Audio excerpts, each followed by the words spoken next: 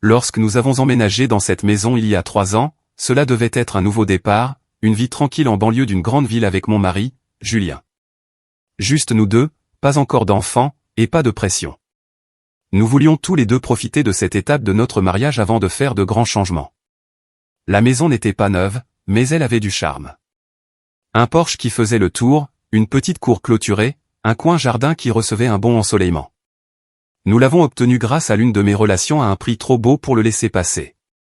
Je me suis occupé de la plupart des arrangements, la paperasse, les paiements, les factures courantes, et Julien n'a jamais posé beaucoup de questions.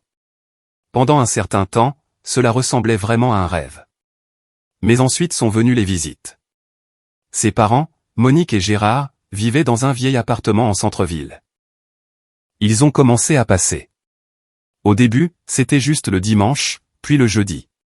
Puis soudain, ils se présentaient à l'improviste le mardi après-midi, entrant avec le double des clés que Julien leur avait données, juste au cas où. « Oh, cet endroit est tellement douillet », disait Monique à chaque fois avec ce sourire mielleux. « Vous avez tellement de chance d'avoir autant d'espace. Vous pourriez faire pousser des tomates ici », ajouta Gérard une fois, en regardant le lopin de terre où j'avais planté des herbes. Julien a ri. « Pourquoi ne vous installez-vous pas tout simplement ?» Je me suis retourné et je l'ai dévisagé. Il a levé les mains en souriant nerveusement. Je plaisante, évidemment. Mais je connaissais ce regard. Ce n'était pas une blague. C'était lui qui tâtait le terrain. Avant de nous marier, j'avais mis une chose au clair, je ne vivrai jamais, au grand jamais, avec ses parents. Ce n'était pas une demande anodine. C'était une limite, un point de rupture. J'ai grandi en voyant ma mère se faire démolir par ma grand-mère jour après jour, pendant que mon père restait là sans rien faire. Elle l'a finalement quitté quand j'avais 12 ans, en m'emmenant avec elle. Mon frère est resté. Personne n'a essayé d'empêcher ça. Je savais, même à l'époque, que je ne me mettrais jamais dans la même situation. Et Julien le savait aussi. Je lui ai rappelé cette limite au début de notre relation. Mes parents ont divorcé parce que mon père n'a jamais défendu ma mère, lui ai-je dit. Je ne peux pas vivre dans une maison avec tes parents. Jamais. Je comprends, avait dit Julien à l'époque. Totalement. Je suis le deuxième fils de toute façon. Mon frère s'occupera d'eux. Ne t'inquiète pas, pendant un certain temps, je ne me suis pas inquiété. Mais lentement, les choses ont commencé à changer. Un jour, Monique est arrivée avec un bar entier. Un poisson entier. Il était en solde. J'ai pensé que tu pourrais le lever en filet. Tu es si bonne cuisinière. Je n'avais jamais touché un poisson entier de ma vie. Je n'avais aucune idée de ce qu'il fallait en faire. J'ai fini par chercher un tutoriel sur Google et je m'en suis sorti en bricolant, mais le résultat n'a pas satisfait ses exigences tacites. Eh bien, dit-elle avec un soupir, ce n'est certainement pas de la qualité d'un restaurant, mais c'est mangeable. La semaine suivante, Gérard a commencé à planter des courges dans mes plates-bandes sans demander. J'avais du basilic, du romarin, des tomates cerises, tout a été déraciné pour faire de la place à 4 énormes pieds de courges qui ont envahi toute la parcelle. Ne t'inquiète pas, on te rend service, dit-il en époussetant la terre de ses gants. Ce sol est bon. Julien n'a pas dit un mot. Les choses ont dégénéré. De la nourriture a commencé à disparaître du réfrigérateur. Des paquets entiers de poulet partis. Mon yaourt, mes restes, tout a disparu.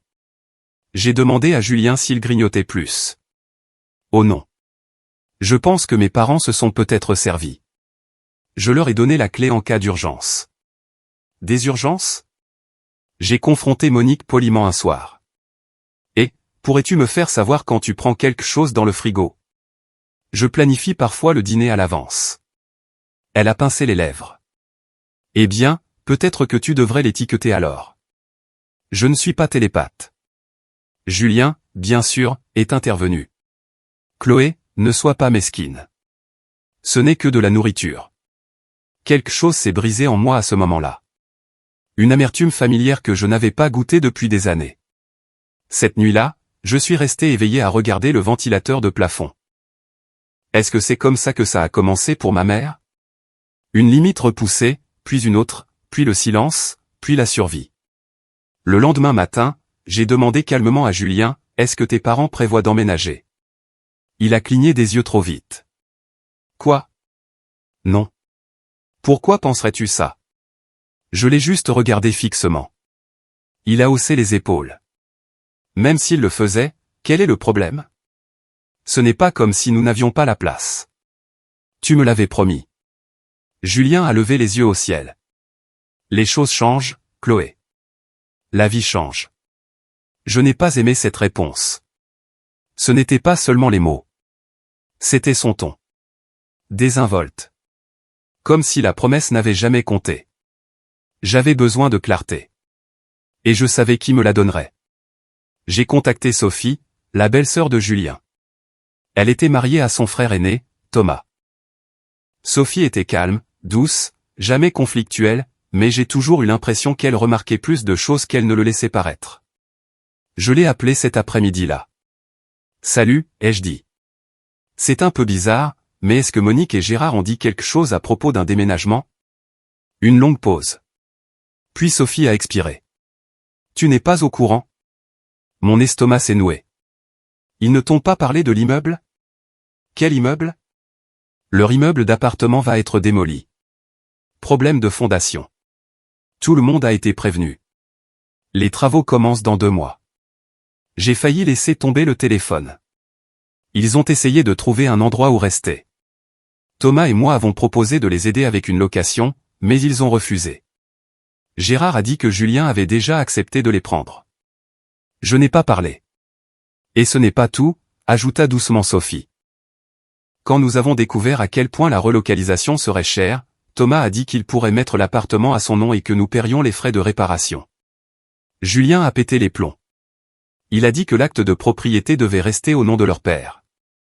Il a dit que c'était son droit en tant que fils. Je me suis assise. Alors, il se bat pour l'héritage en les hébergeant. Sophie a hésité. Je ne devrais pas te dire ça, mais oui. Il a été très clair. Il veut être celui qui s'occupe d'eux pour obtenir ce qui restera à leur mort. Ce qui restera, ai-je murmuré. Il n'y a rien. L'appartement est sous l'eau et Gérard rembourse encore des dettes de la rénovation. Julien avait su tout cela depuis le début. Les visites n'étaient pas anodines. Le poisson, le jardinage, les raids dans le frigo ce n'était pas temporaire. C'était un emménagement lent, planifié, précis, dans mon dos. J'ai remercié Sophie, j'ai raccroché. Puis je suis resté dans notre cuisine, à regarder le jardin, les vignes envahissantes, l'espace qu'ils avaient revendiqué comme le leur, et j'ai souri. Non pas parce que j'allais bien, mais parce que je savais exactement ce que j'allais faire ensuite. J'ai arrêté de me battre, arrêté de me plaindre du frigo, arrêté de déplacer les outils de Gérard de mon comptoir. Au lieu de cela, j'ai dit, pas de problème, et j'ai commencé tranquillement à mettre mon propre plan en marche. S'il comptait organiser une invasion lente, j'allais organiser quelque chose de plus grand. Des boîtes ont commencé à apparaître dans la chambre d'amis. Juste quelques affaires à entreposer, a dit Monique avec un rire léger. Gérard a apporté un grand miroir, puis un fauteuil inclinable, puis un deuxième matelas. Bientôt, mon placard à linge était plein de ses serviettes, et mon étagère à épices était bondée de ses bocaux. Mon jardin avait disparu sous une couverture de vigne. Julien n'a même pas sourcillé. Il les aidait à porter les boîtes. La nuit, je restais éveillé et je me souvenais du visage de ma mère, de la façon dont elle paraissait petite dans la cuisine de ma grand-mère. J'avais juré de ne jamais devenir comme elle. Et me voilà en train de rejouer son histoire, sauf que j'avais une issue. J'ai pris rendez-vous avec un agent immobilier discrètement, en dehors du bureau, pendant mes pauses déjeuner. Nous nous sommes rencontrés 2 fois, visitant des maisons comparables dans le quartier.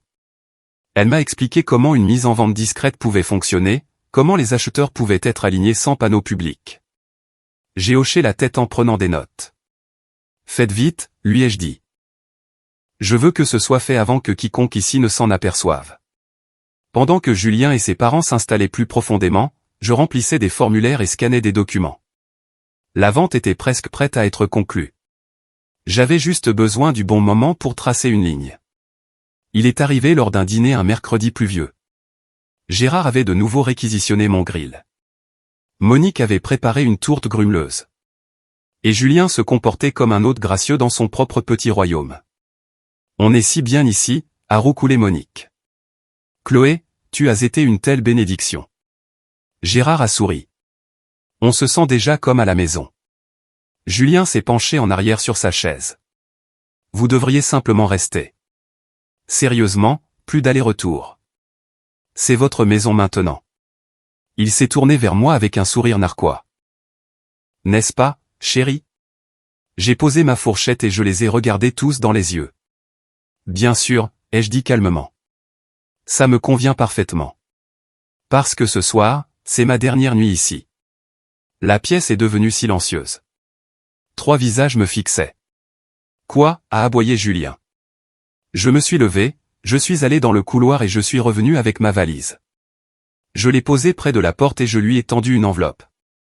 Les papiers du divorce.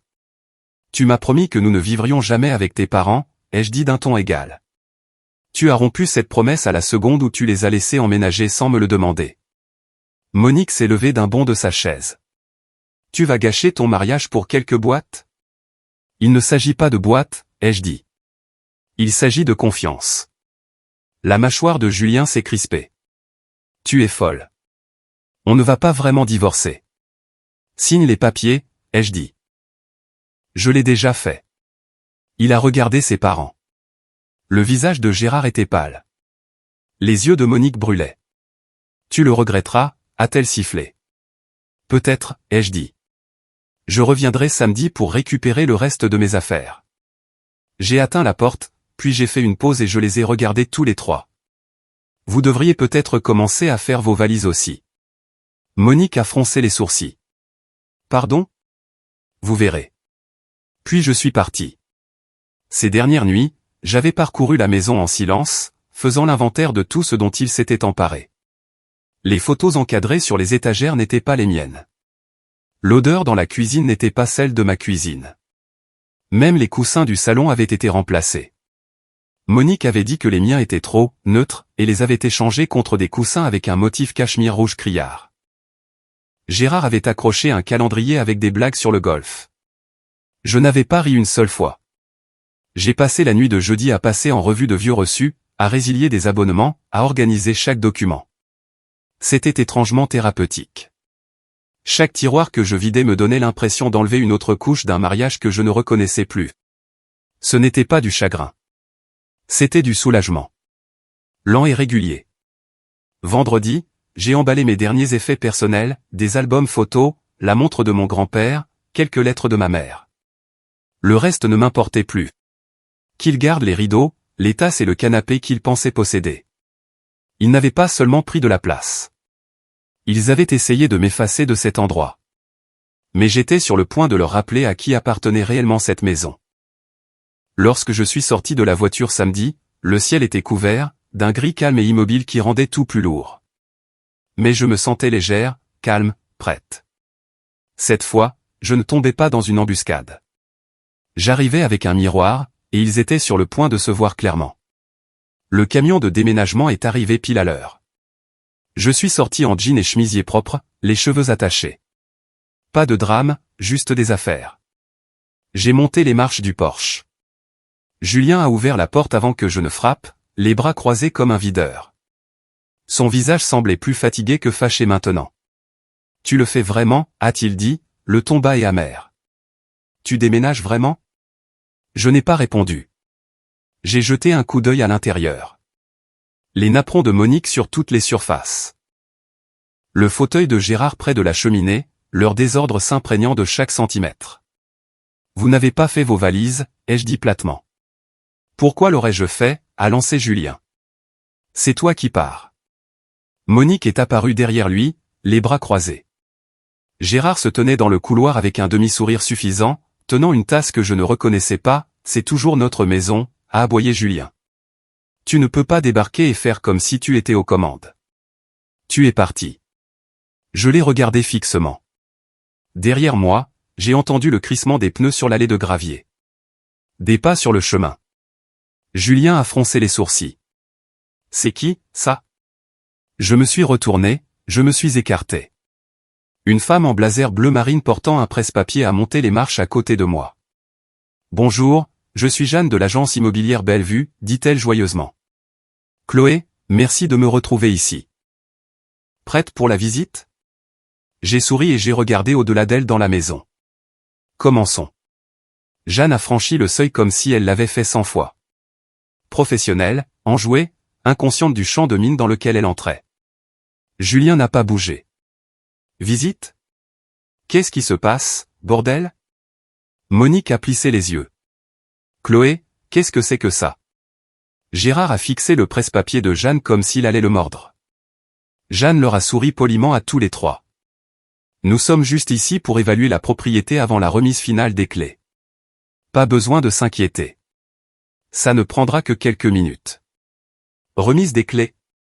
La voix de Julien s'est brisée. Tu plaisantes, n'est-ce pas? Je suis passé devant lui et je suis entré dans la maison. Je l'ai vendue, ai-je dit simplement.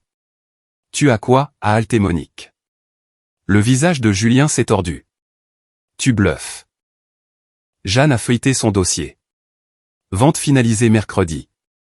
L'acheteur prend possession la semaine prochaine. Nous fixerons bientôt la date limite de déménagement pour les résidents actuels. Monique a reculé comme si elle avait été giflée. Tu ne peux pas faire ça. C'est notre maison. Non, Monique, ai-je dit en me tournant vers elle. Ça n'a jamais été votre maison. Ce n'était pas non plus celle de Julien. J'ai acheté cette maison avant notre mariage. Elle était à moi, et maintenant elle appartient à quelqu'un d'autre. La voix de Julien s'est faite plus basse, désespérée. Attends, tu as dit que nous la louions par l'intermédiaire d'un ami, que c'était une bonne affaire. C'était la version que je t'ai donnée, ai-je dit d'un ton égal. La vérité? J'ai utilisé l'argent de l'héritage de mon défunt père. Je ne voulais tout simplement pas que cela fasse partie de notre mariage. Je ne pensais pas devoir mettre une bannière disant à moi, pas à toi. J'attendais du respect à la place. Monique fulminait. Tu avais ce genre d'argent? À ton âge? C'est impossible. Si, ai-je répondu froidement. Et je l'ai dépensé pour un avenir qui n'incluait clairement pas que vous trois me traitiez comme un paillasson. Gérard a finalement parlé, lentement et abasourdi. Alors, tu vends vraiment la maison sous notre nez? Je l'ai déjà fait, ai-je dit. Vous êtes des intrus maintenant. Ou plus exactement, des invités avec un avis d'expulsion. Julien est devenu rouge. Tu penses sérieusement que tu peux débarquer ici avec de la paperasse et nous jeter dehors? Jeanne a levé les yeux. En fait, oui. Légalement, tout est là. Je vous donne jusqu'à jeudi pour quitter les lieux. Après cela, cela deviendra une affaire juridique. Monique a laissé échapper un rire amer. Nous venons d'acheter de nouveaux meubles pour cet endroit. Nous avons financé la table à manger. Nous n'avons nulle part où aller. Ce n'est pas mon problème, ai-je dit. Ça ne l'a jamais été. Julien s'est avancé. Nous sommes toujours mariés. Tu ne peux pas juste, j'ai levé la main. Non, tu as signé les papiers du divorce. Tu te souviens? Tu as crié que tu divorcerais volontiers de moi devant tes parents.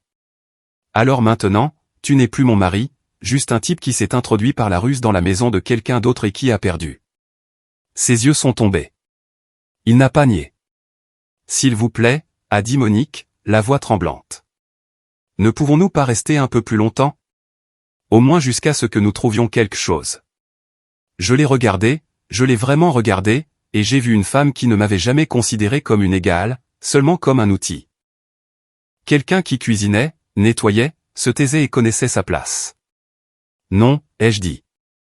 Lundi, le camion de déménagement était de retour, mais cette fois pour eux. Ils ont essayé de se battre. Monique a pleuré auprès de Jeanne, a essayé de retarder les acheteurs, mais les nouveaux propriétaires avaient déjà réservé des rénovations. Gérard a tranquillement emballé ses magazines de golf. Julien ne m'a pas adressé la parole. Je suis resté sur le trottoir, les bras croisés, à regarder leur dernier chargement s'éloigner. Jeanne s'est approchée de moi. Tu veux faire une dernière visite? J'ai secoué la tête. C'est bon pour moi.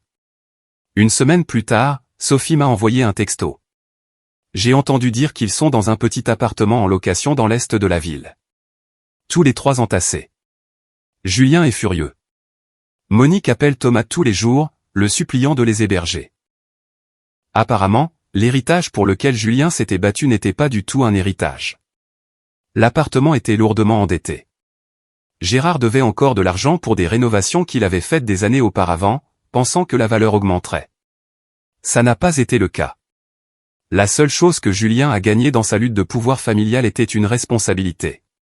Sophie a ajouté, Thomas a proposé de couvrir quelques mois de leur loyer s'ils promettaient de ne jamais demander à emménager. Ils ont refusé par fierté, je suppose. Bien. Qu'ils aient leur fierté. Qu'ils portent le poids de leur choix comme j'ai porté l'hypothèque de cette maison. Seul, non apprécié, invisible. Sauf que maintenant, je n'étais plus invisible. J'ai réemménagé temporairement chez ma mère. Elle a été surprise au début, même inquiète, mais au moment où j'ai franchi sa porte, elle a expiré de soulagement. Je n'ai jamais aimé la façon dont il te parlait, a-t-elle admis. Tu n'arrêtais pas de dire que tout allait bien, mais je le voyais bien. Je sais, ai-je dit. Je pense que je voulais tellement que tout aille bien que j'ai cessé de remarquer quand ce n'était pas le cas. Nous avons fait du thé. Nous avons réaménagé son salon. Nous avons parlé jusque tard dans la nuit. Et pour la première fois depuis des années, je me suis senti chez moi. Julien a essayé de m'appeler 2 fois. Je n'ai pas répondu. Il a laissé un message vocal. Chloé, s'il te plaît. J'ai fait des erreurs. Je le sais. Mais on peut arranger ça. On peut acheter un autre endroit. Je vais parler à mes parents. S'il te plaît, ne me ferme pas la porte. Mais il n'a pas dit, je suis désolé. Pas une seule fois. J'ai effacé le message. Les acheteurs ont emménagé 2 semaines plus tard, un jeune couple, fraîchement marié. Je leur ai laissé une note sur le comptoir de la cuisine avec les clés. Cette maison est pleine de bruit, de souvenirs et de leçons. Traitez-vous avec respect. N'ignorez pas les signaux d'alarme. Et pour l'amour du ciel, ne donnez pas de clés à vos parents. J'ai souri en fermant la porte derrière moi. Le poids de 3 ans s'est envolé de ma poitrine. Je n'avais pas seulement quitté une maison. J'avais quitté un piège. Et je m'étais assuré que ceux qui l'avaient tendu étaient ceux qui restaient à l'intérieur lorsque les murs se sont effondrés.